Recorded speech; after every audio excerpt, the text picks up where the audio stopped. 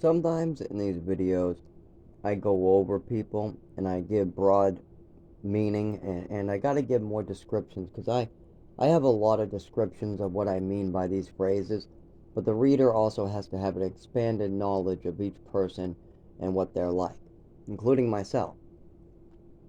And one of the people that I really like, um, the way that they acted, I mean, 99.999% of the time, and they were very helpful. One of the number one people that I have the most to write about in a good way is my brother's side of the family, or brothers and nephews, and that part. I gotta say, it was like having another father at times, but he treated me more like a brother with a lot more freedom. So it was like a brother-father relationship. It was weird, but it was positive and it taught me a lot. Now, I talk about the only issue that my brother seemed to have was anger. I gotta also mention, I believe that just he aged out of that. I think that anger slowed down over time, and it was never targeted towards me. It wasn't like he was angry at me ever.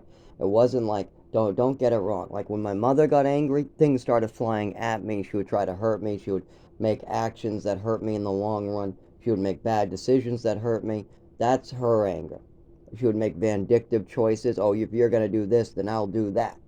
So her anger was different than my brother's. When I talk about my brother's anger, it stemmed from his own issues, like his boss sucked, a basement flooded and it had to get redone, and it's going to cost him a fortune, and it's taking all his days. I mean, that was a lot of time he had to spend. If you're working another job like I am, I mean, that's months worth of work. That at least a month or more of going every like weekend, giving up your days off, and you're losing money too while you're doing it. So these are things that he's angry about that have happened. It's not like he projected it at me or to me or about me. The anger had nothing to do with me most of the time. Now, I had some anger issues as a child. I got over them.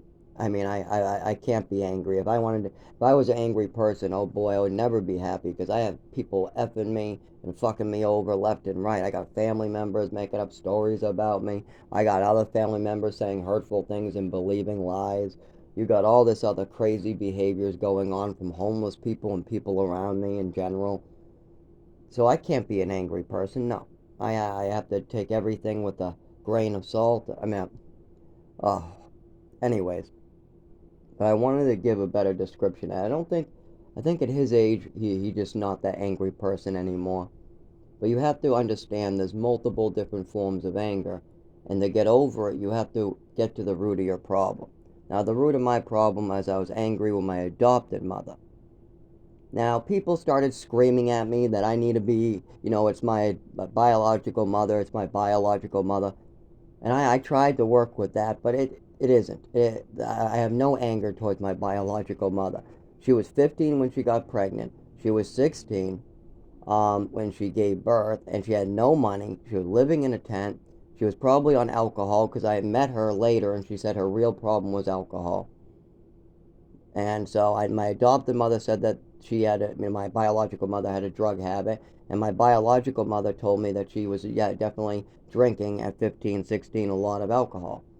So you put that together, okay, great, fine. She made the right choice. She would needed a lot more money, a lot more funding, and our system is broken. It's not meant to support a 15-year-old until she can get to maybe 19 or 20, get a job, start making enough money to support a household, how to find a household, how to find an apartment, technology was just coming out of the roots too, so people were just changing over to the technology world. I mean, there's a no. I don't see a 15-year-old doing well raising a child. I just don't see it happening. So she made the right choice. I have no anger towards my biological mother because she made a right choice. No, I'm glad she made a right choice. At 15 she gets pregnant. That's difficult. She missed it. She probably missed that whole year of high school too. Her education is lacking, and she'll have problems getting jobs for the rest of her life. She needs funding. She needs money. She needs housing. She needs a lot of things, and it's going to be difficult. And giving your kid up for adoption is a good idea, but you got to look for a proper home because our government and our system is broken. You got to keep that in mind. Not every kid that's given up gets a good life. A lot of them end up fucked up by the government, the system, by people.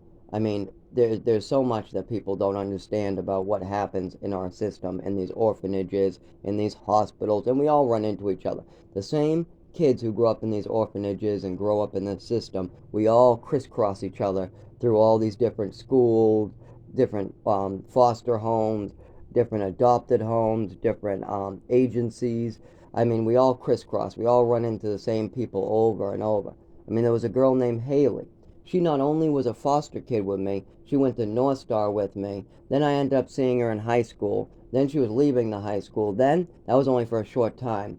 Then, on top of that, I end up in the same halfway house as a teen at 18 with her. And then after that, I end up going and trying to find housing, and she gives me a call. And apparently, she has housing. I don't move in with her or anything. We're both just separately getting housing, and we don't even know it one another are getting the housing, but she already got hers, and she showed, oh yeah, I have housing, look around, this is what you get, blah blah blah, I have 3 other roommates now, and blah blah blah. And I'm like, oh.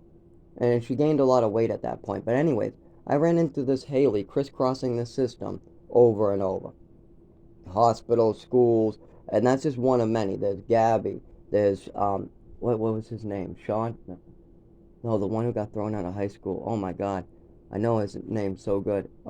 Anyways, there's a lot of them. There's Gabby, there's Sean, there's Katie, um, there's there's Haley. Obviously, that's who I was talking about.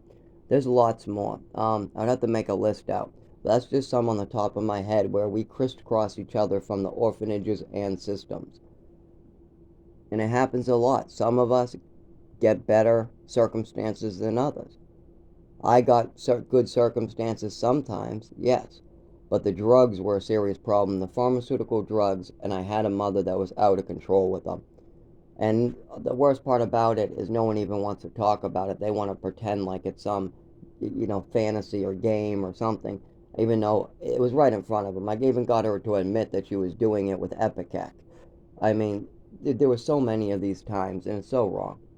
And I mean, we go through the system. There's other adopted parents or foster parents that like to put their kids in basements and have them make bracelets and stuff, and then or hats or scarves, and then try to sell them to all the people to make a couple bucks. I've seen though the actual foster homes before my mother. I didn't have to make them because I was too young, but they had people making bracelets and actually making a scarf and a hat.